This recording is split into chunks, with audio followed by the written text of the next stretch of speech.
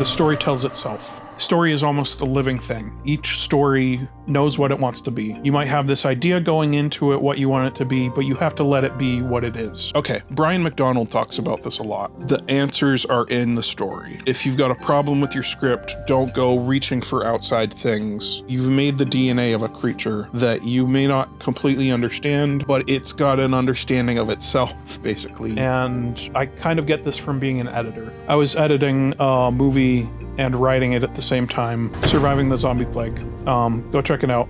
It's on my channel. It was made during film school. It's not some great masterpiece, but it's a fun movie. There was this one scene in the very middle where the main characters, Jonathan and McBain, they're having this big shootout with this horde of zombies in front of their house, trying to get to their neighbor across the street to save him. But the neighbor ends up dying.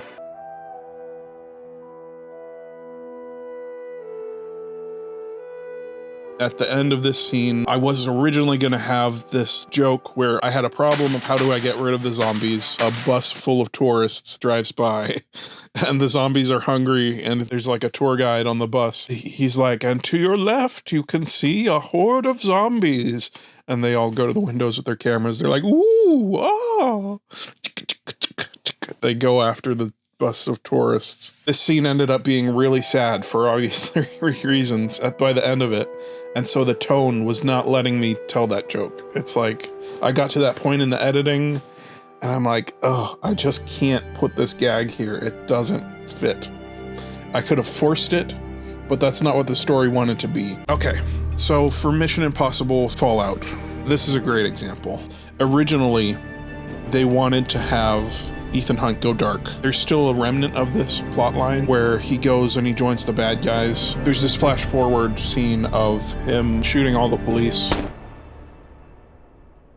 Kill everyone. And that originally was going to be the plot line. And don't let looks deceive, because I'm as ugly as they come. He was actually going to go dark and start doing all these bad guy things. I came to Paris for plutonium. The director was really in love with this story idea, and he wanted to take it this way.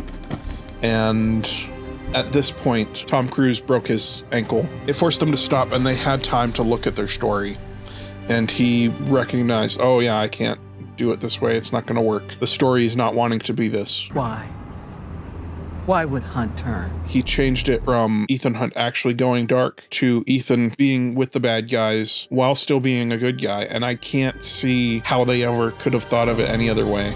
Because it's just amazing character-based suspense of he can't give away that he's a good guy. That heist sequence where they're trying to get Solomon Lane out of that truck is just the best suspense because it's character-based. He can't give up that he's a good guy with all these bad guys around him. And if they would have not listened to their story, they never would have had that. What the hell is he doing? Okay, Time Hunt. Another blatant self-promotion, but this is an amazing example. And I can't give better examples than my own work because I haven't worked on other people's stuff. So for Time Hunt, the original idea, this was actually my first screenplay idea. So always throwing everything in the kitchen sink into it. That's the danger with your first ideas of you want to do everything and you just can't. Movies want to be one thing. So I had 3 through lines. There's the ghosts, and then spoiler, if you haven't seen Time Hunt, go watch it. It's on our channel. It's 15 minutes long, and then come back.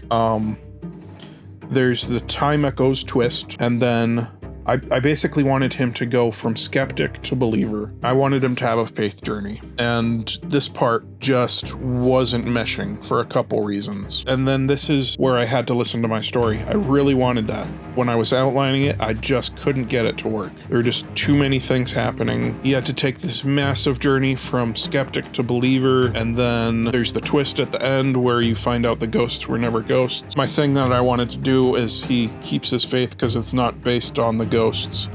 It's stronger than that. It was a big thing that I wanted to do, that this would be a whole movie itself. So I took that out. It didn't need it.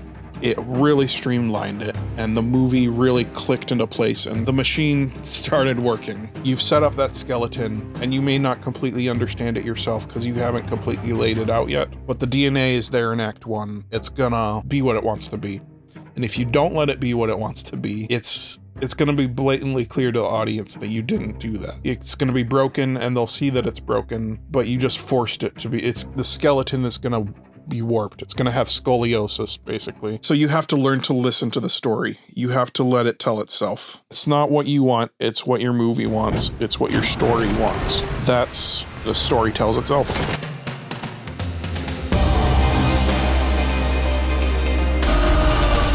Thanks for watching the video. If you'd like to see more like it, click the link on the left. In 2 weeks, character arcs. There are only 3. Please like, share, subscribe. Thanks.